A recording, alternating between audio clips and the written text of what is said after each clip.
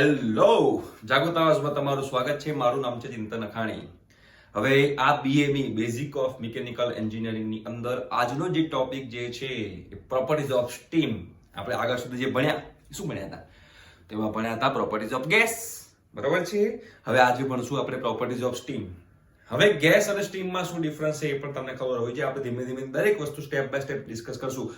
ખૂબ જ important chapter. કેમ ખૂબ જ ઇમ્પોર્ટન્ટ ચેપ્ટર? કે આમાંથી તમને એક થિયરી આવશે પ્લસ આમાંથી એક એક્ઝામ્પલ આવશે ટેમ્પરેચર એન્થાલ્પી ડાયાગ્રામનો, બરાબર. આમાંથી તમે થોડું ઓલરેડી તમે 11th સ્ટાન્ડર્ડની અંદર આનો કન્સેપ્ટ ભણી રહ્યા છો, બરાબર. તો હવે અહીંયા કે તમારે આમાં ડિટેલમાં ભણવાનું છે. એક ને એક વસ્તુ જે છે ખબર એકદમ ધ્યાનથી તમે સમજજો અને હું મારો મેક્સિમમ ટ્રાય કરીશ કે તમારે દરેકે દરેક વાત આની અંદર ઇઝીલી તમને સમજાઈ જાય, બરોબર. ખૂબ જ ઇમ્પોર્ટન્ટ ચેપ્ટર છે તમારા બીએમઈ માટે. અને જે લોકો મિકેનિકલ એન્જિનિયરિંગમાં જે છે, જે લોકોને થર્ડ સેમમાં એન્જિનિયરિંગ થર્મોડાયનેમિક્સ ચેપ્ટર સબ્જેક્ટ આવવાનો છે એ લોકો માટે પણ આ કન્સેપ્ટ ખૂબ જ કામમાં આવશે. તો ધ્યાનથી સમજજો આ, બરોબર. અને આની અંદર ફક્ત એક જ ગ્રાફ છે. એ ગ્રાફ તમે સમજી ગયા તમારે આખું ચેપ્ટર એ ગ્રાફથી તમને આવડશે. એટલે તમારે મેઇન ફોકસ શેની ઉપર કરવાનું છે? તો મેઇન ફોકસ તમારે કરવાનું છે ગ્રાફ ઉપર. ટેમ્પરેચર એન્થાલ્પીનો જે ગ્રાફ હોય એ ગ્રાફ પર આપણે ફોકસ કરશું. એન્થાલ્પી તમને ખબર છે H એટલે U પ્લસ PV કહેવાય. એન્થાલ્પી એક વન ટાઈપ ઓફ એનર્જી છે, બરોબર. એનો યુનિટ જે છે, એનો યુનિટ એટલે કે એકમ, એ પણ જૂલ છે, બરોબર. જૂલ કાં તો કિલો જૂલ. હવે એમાં સ્પેસિફિક એન્થાલ્પી પણ આવે. જો સ્પેસિફિક એન્થાલ્પી હોય તો એનો જે યુનિટ હોય સ્મોલ h હશે, બરોબર. સ્પેસિફિક એન્થાલ્પી હોય એનો સિમ્બોલ સ્મોલ h, જેનો યુનિટ શું હશે? એનો હશે યુનિટ જૂલ પર કેજી. આનો યુનિટ શું આવશે ભાઈઓ? જૂલ પર કેજી. આ બધું સમજવાની જરૂર છે. અને જો કેપિટલ H હોય, કેપિટલ H, તો એને ખાલી એન્થાલ્પી કહેવાય. આને સ્પેસિફિક એન્થાલ્પી કહેવાય અને એન્થાલ્પી કહેવાય. તો આનો યુનિટ શું હોય? આનો યુનિટ જૂલ હોય. આ સ્પેસિફિક એન્થાલ્પી, આ એન્થાલ્પી. ક્લિયર થઈ ગયું? તો આ જે સ્પેસિફિક એન્થાલ્પી છે એ કેવી પ્રોપર્ટી કહેવાશે? આપણે ઇન્ટેન્સિવ પ્રોપર્ટી, એક્સટેન્સિવ પ્રોપર્ટી ભણેલા છીએ.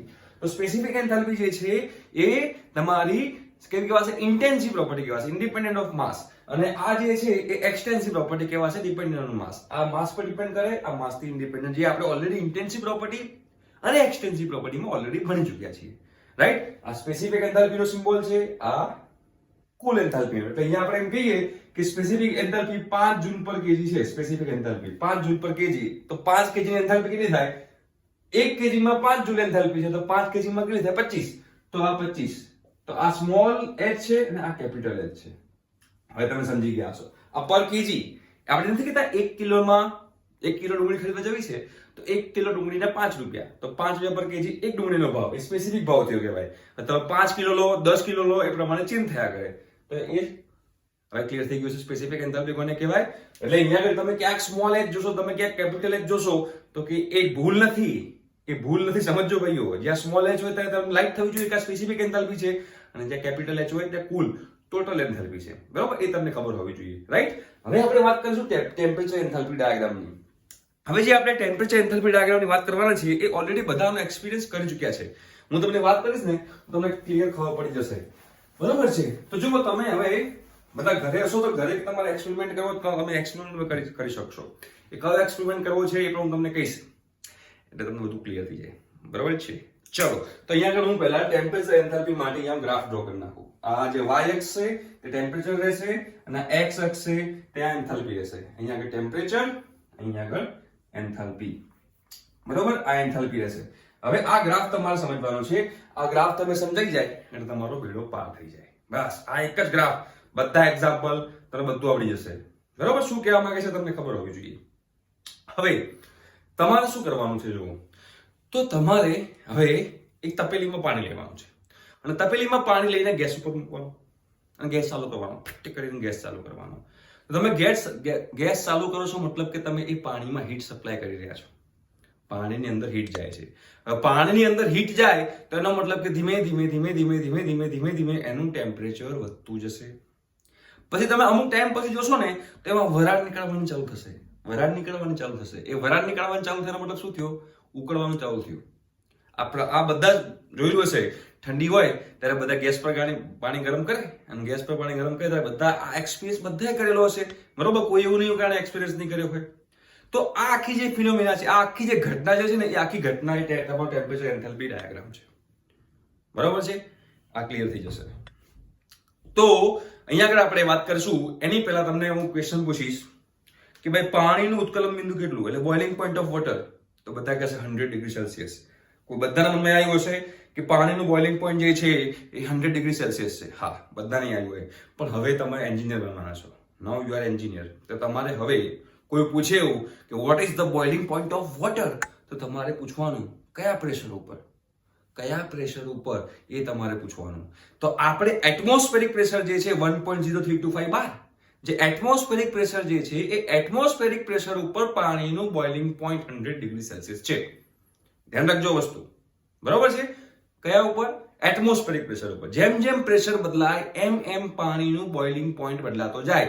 હવે તો નાનપણમાં પણ પર્યાવરણમાં કે કોઈ લોકો ઇંગ્લિશ મીડિયમમાં હશે, બધા એક ભણેલા હશે કે હિલી એરિયા ઉપર જઈએ તો ત્યાં પાણી જે છે એ પાણીનું પાણી આપણે ઉકાળવું હોય તો શું થાય? પાણીનું બોઇલિંગ પોઈન્ટ ચેન્જ થાય છે. જેમ પ્રેશર વધે એમ પાણીનું બોઇલિંગ પોઈન્ટ વધે, જેમ પ્રેશર ઘટે એમ પાણીનું બોઇલિંગ પોઈન્ટ ઘટે. એટલે તમે એ પણ સમજ્યા હશો, એ પણ તમે નાના હતા ત્યારે ભણ્યા હશો કે હિલી એરિયામાં એટલે કે પર્વત ઉપર પાણી ઓછા તાપમાને ઉકળવા લાગે છે.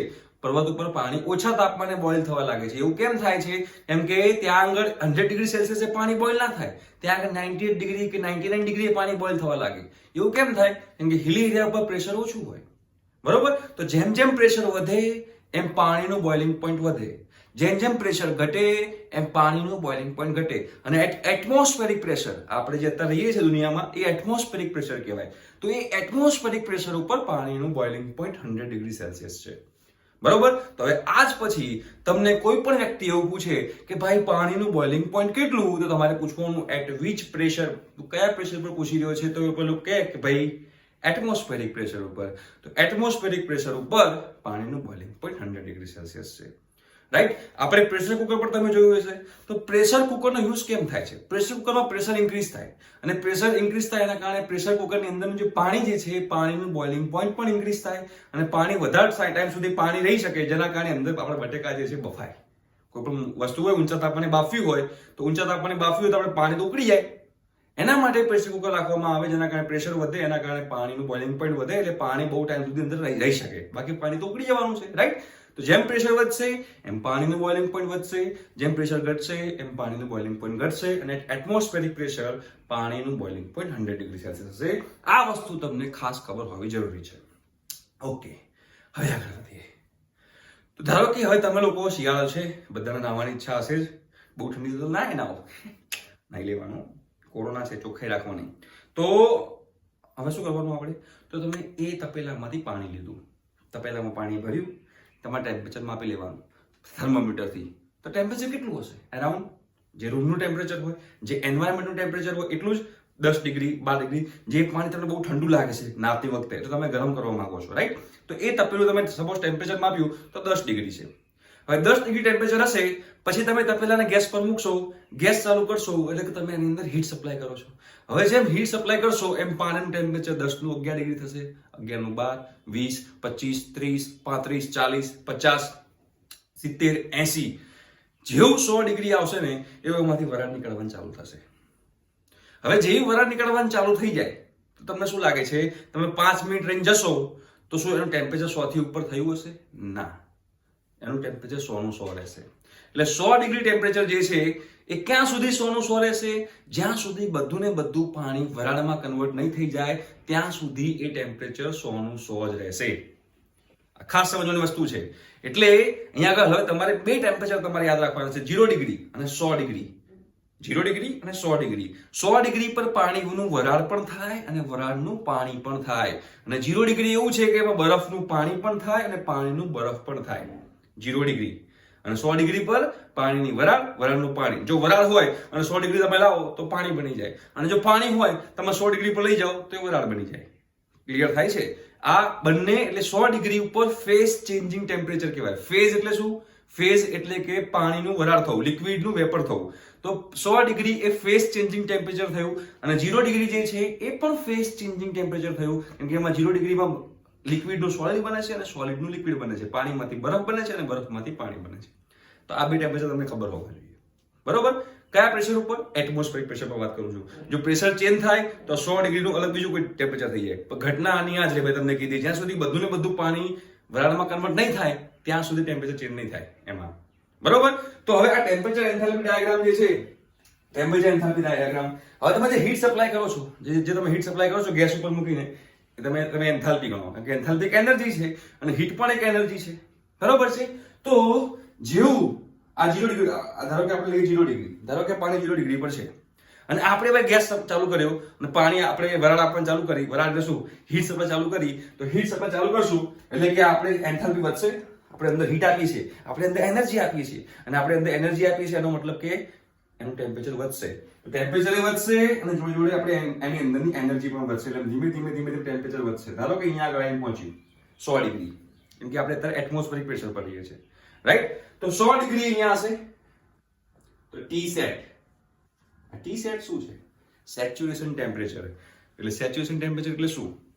તો અહીંયા જેવું પહોંચ્યું, તમે જેવું ગેસ ચાલુ કર્યો, તમે હીટ સપ્લાય ચાલુ કરી અને હીટ સપ્લાય ચાલુ કરવાથી એનું ટેમ્પરેચર વધે છે.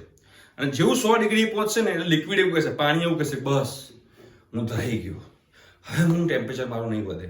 જ્યાં સુધી મારું પાણી જે છે, હું પાણી છું, જ્યાં સુધી બધું હું વરાળમાં કન્વર્ટ નહીં થઈ જાઉં ને ત્યાં સુધી હું પાણીનું પાણી રહીશ, એટલે સોરી, ત્યાં સુધી મારું ટેમ્પરેચર 100 નું 100 ડિગ્રી રહેશે.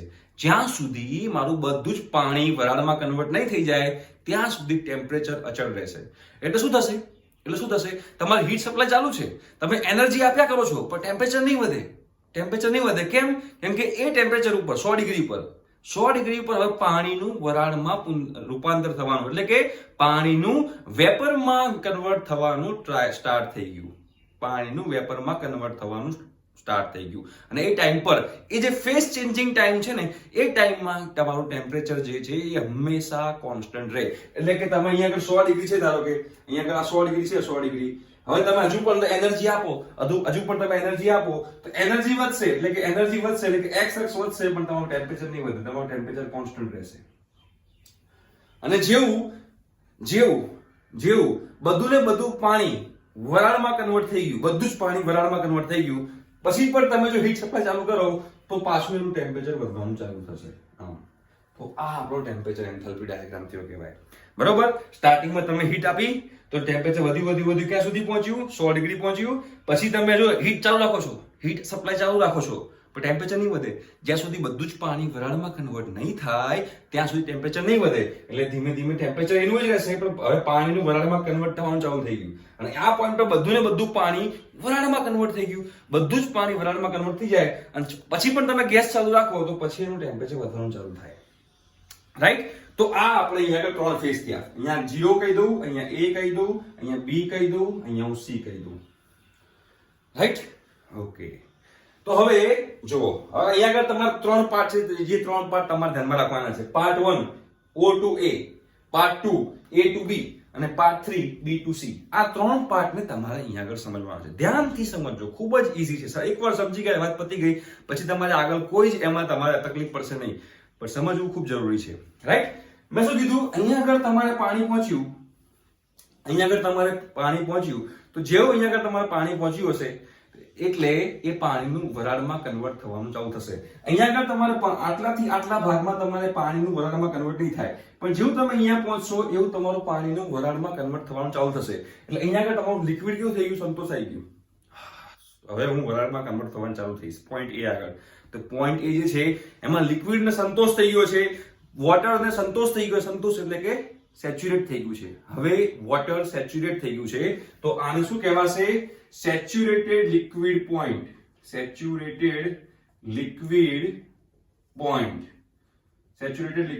એટલે કે અહીંયા આગળ લિક્વિડ તમારું સેચ્યુરેટ થઈ ગયું છે. હજુ તમે તમારી હીટ સપ્લાય ચાલુ કરશો તો હવે વેપરમાં કન્વર્ટ થવાનું સ્ટાર્ટ થશે, સ્ટીમમાં કન્વર્ટ થવાનું સ્ટાર્ટ થશે, પણ તમારું ટેમ્પરેચર જે છે એ બદલાશે નહીં. અહીંયા આગળ પોઈન્ટ બી શું છે? ત્યાં બધું ને બધું પાણી શેમાં કન્વર્ટ થઈ ગયું? બધું ને બધું પાણી સ્ટીમમાં. એટલે હવે એમાં કોઈ ભેજ નથી, એકદમ ડ્રાય સ્ટીમ છે, ડ્રાય. બધું જ પાણી કન્વર્ટ થઈ ગયું સ્ટીમમાં, તો એને ડ્રાય સ્ટીમ કહેવાય. તો આને શું કહીશું? Dry saturated point, dry saturated steam point,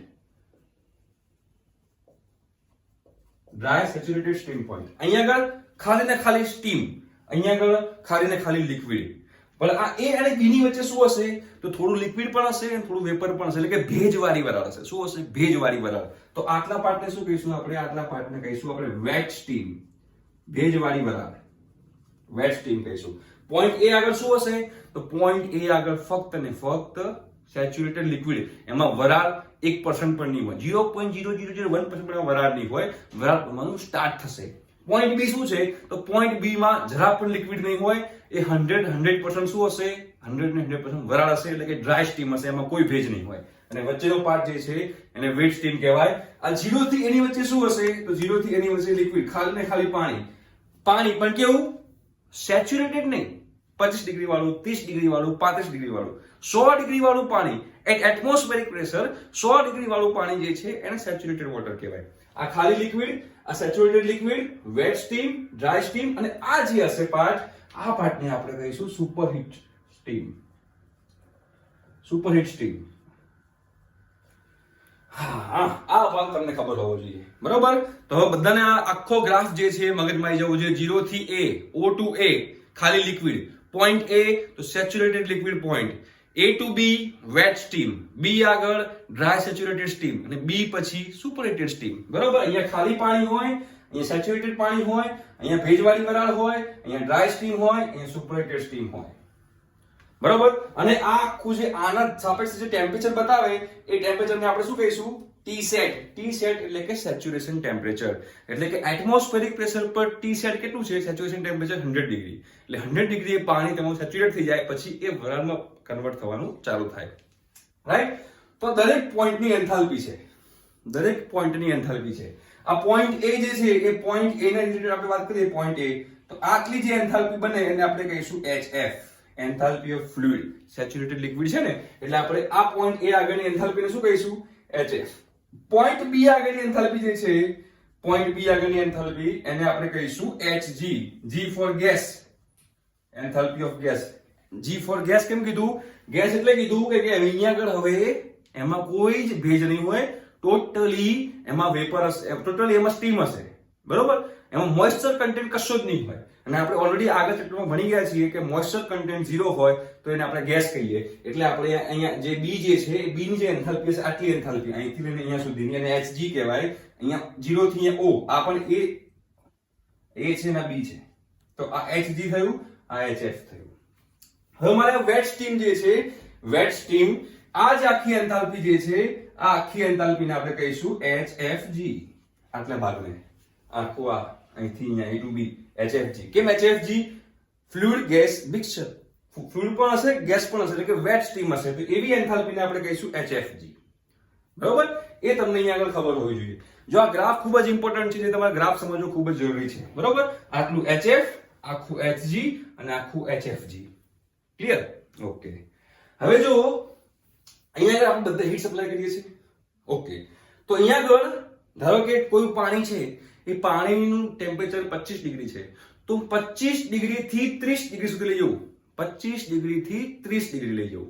તેના માટે જે એમાં હીટ સપ્લાય કરવી પડે, સોરી, 25 ડિગ્રી થી 100 ડિગ્રી સેલ્સિયસ, એટલે કે સેચ્યુરેટેડ પોઈન્ટ સુધી. અહીંયાથી હું અહીંયા લઈ ગયો ટેમ્પરેચરને, એના માટે મારે હીટ સપ્લાય કરવી પડી હશે, એના માટે મારે હીટ સપ્લાય કરવી પડી હશે. એ જે હીટ હશે એને કહીશું આપણે સેન્સિબલ હીટ. શું કહીશું અહીંયા તો ભાઈઓ? Sensible heat. Sensible heat. અહીંયાથી 0 થી લઈને A સુધી પહોંચાડવા માટે પાણીનું ટેમ્પરેચર 0 થી લઈને 100 સુધી, જો એટમોસ્ફેરિક પ્રેશર હોય તો 0 થી લઈને 100 સુધી પહોંચાડવા માટે મારે જે હીટ સપ્લાય કરવી પડશે એને કહીશું સેન્સિબલ હીટ. હવે જો અહીંયા આગળ પહોંચી ગયું પોઈન્ટ A આગળ, પોઈન્ટ A આગળ પહોંચ્યા પછી ટેમ્પરેચર કોન્સ્ટન્ટ રહેશે, ટેમ્પરેચર કોન્સ્ટન્ટ રહેશે, પણ તમારે હીટ સપ્લાય ચાલુ રહેશે. એટલે અહીંયા પહોંચ્યા પછી એ ટેમ્પરેચર નહીં બદલાય, પણ હવે ધીમે ધીમે એ વેપરમાં કન્વર્ટ થવાનું ચાલુ થશે. તો આ દરમિયાન જે મેં હીટ સપ્લાય કરી હશે આટલા ભાગમાં, એટલા ભાગને કહીશું આપણે લેટેન્ટ હીટ. લેટેન્ટ હીટ કહીશું. શું કહીશું ભાઈઓ? લેટેન્ટ હીટ કહેવાય. આટલા ભાગમાં તમે હીટ સપ્લાય કરો એને લેટેન્ટ હીટ કહેવાય, આટલા ભાગમાં તમે હીટ સપ્લાય કરો એને સેન્સિબલ હીટ કહેવાય, અને આટલા ભાગમાં તમે એના પછી તમે હીટ સપ્લાય કરો એને સુપર હીટ કહેવાય. સુપર હીટ કહેવાય. સેન્સિબલ હીટ, લેટેન્ટ હીટ અને સુપર હીટ. બરોબર? તો અહીંયા તમને સેન્સિબલ હીટ ની વ્યાખ્યા પૂછે કે give the definition of sensible heat, તો heat required to increase the temperature up to the saturated temperature. એટલે કે કોઈ પણ વોટર હોય, કોઈ પણ લિક્વિડ હોય, કાં તો વોટર બી, આપણે વોટરની વાત કરીએ છીએ, તો વોટરનું ટેમ્પરેચર એના સેચ્યુરેશન ટેમ્પરેચર સુધી પહોંચે ત્યાં એના માટે આપણે જે હીટ સપ્લાય કરવી પડે એ હીટ સપ્લાયને આપણે શું કહીશું? સેન્સિબલ હીટ કહીશું. Heat required to increase the temperature of the water up to the saturation temperature. બરાબર? એને કહેવાય સેન્સિબલ હીટ. પછી મારે કેવું હોય કે લેટેન્ટ હીટની વ્યાખ્યા આપો, તો આ કઈ કહેવાય લેટેન્ટ હીટ? કે તમારો ફેઝ ચેન્જ. અહીંયા આગળ શું હતું? અહીંયા આગળ લિક્વિડ હતું. અહીંયા આગળ શું હતું? અહીંયા આગળ ડ્રાય સ્ટીમ હતી. તો એ લિક્વિડમાંથી ડ્રાય સ્ટીમ બનાવવા માટે જે હીટ આપી એ હીટને આપણે લેટેન્ટ હીટ કહીએ છીએ. તો એનો મતલબ કે મારે આની વ્યાખ્યા આપી હોય, મારે આની ડેફિનેશન આપવી હોય તો શું અપાય? કે heat required to convert saturated liquid into dry saturated steam is called latent heat. Heat required to convert saturated liquid into dry saturated steam is called latent heat. A sensible heat, a latent heat. And after dry saturated steam, આપણે જે heat supply કરીએ એ heat ને કહીએ છીએ આપણે super heat. બરાબર? Right? તો heat supplied after the dry saturated point is called superheat. Simple છે. ત્રણે ત્રણ વ્યાખ્યા મેં અહીંયા તમને આપી દીધી. અને HF કહેવાય, અને HFG કહેવાય, અને આખાને HG કહેવાય. તો એનો મતલબ એમ થયો કે મારે HG બરાબર લખવું શું લખાય? તમે ગ્રાફમાં જોઈને કહો તો HG બરાબર HF વત્તા HFG ના લખાય? HF વત્તા HFG આવું લખાય. જો HG બરાબર HF વત્તા HFG. બરાબર? એવું લખી શકાય. હજુ આપણે નેક્સ્ટ લેક્ચરમાં બધું જોઈશું. આના બેઝમાં એક્ઝામ્પલ, આનો એક સ્ટીમ ટેબલ પણ આવે છે. બરાબર? એ સ્ટીમ ટેબલ તમારે નેક્સ્ટ ટાઈમ લેક્ચરમાં તમે આવો તો એ સ્ટીમ ટેબલ તમે જોડે લઈને આવવાનું. એકવાર તમે સ્ટીમ ટેબલ જોજો, તેમાં જે પહેલી કોલમ હશે ને એમાં લખ્યું છે ટી સેટ. ટી સેટ એટલે શું? Saturation temperature. પછી લખ્યું હશે એબ્સોલ્યુટ પ્રેશર P ઇન બાર. એક પહેલી કોલમ હશે એ તમારી હશે બારની પ્રેશરની, બીજી કોલમ હશે એ હશે સેચ્યુરેશન ટેમ્પરેચરની, પછી આવશે HF ની, પછી HFG ની, પછી HG ની, પછી VF ની, VFG ની, VG ની, SF, SFG, SG. એન્ટ્રોપી છે, S ફોર એન્ટ્રોપી. બરોબર? તો એ આખું જે છે ને ટેબલ, તમે ટેબલ એકવાર લઈને આવજો નેક્સ્ટ ટાઈમ લેક્ચરમાં. તો એ લેક્ચરમાં આપણે એ ટેબલ કેવી રીતે રીડ કરવું ને એ આપણે તમને એમાં સમજાવીશું. તો અત્યારે તમને ટેમ્પરેચર એન્થાલ્પી ડાયાગ્રામ જે છે એ તમને ખબર પડી હશે. બરોબર? અને જો એક્ઝામ્પલમાં તમને પૂછે એક્ઝામમાં કે એક્સપ્લેન ટેમ્પરેચર એન્થાલ્પી ડાયાગ્રામ, અને જો તમે આખો આવો ડાયાગ્રામ ડ્રો કરેલો હોય તો અંદર તમે નીચે કંઈ પણ લખો ને કોઈ જોવે જ નહીં. કારણ કે તમે આખું આ લખેલું હોય એનો મતલબ કે તમને અંદર જે લખવાનું છે એ આમાંથી જોઈને લખવાનું છે. બહુ સિમ્પલ છે. તો આ હતો ટેમ્પરેચર એન્થાલ્પી ડાયાગ્રામ, જે તમને ખબર હોવું જરૂરી છે. હવે આ ટેમ્પરેચર એન્થાલ્પી ડાયાગ્રામના આધારે આપણે જે પેલી સ્ટીમ ટેબલ જે છે એ સ્ટીમ ટેબલ કેવી રીતે વાંચવું જોઈએ એ પણ હું તમને નેક્સ્ટ ટાઈમ શીખવાડીશ. તો આજના લેક્ચરમાં આટલું રાખીએ છીએ. હવે મળીશું નેક્સ્ટ લેક્ચરમાં. ત્યાં સુધી બાય.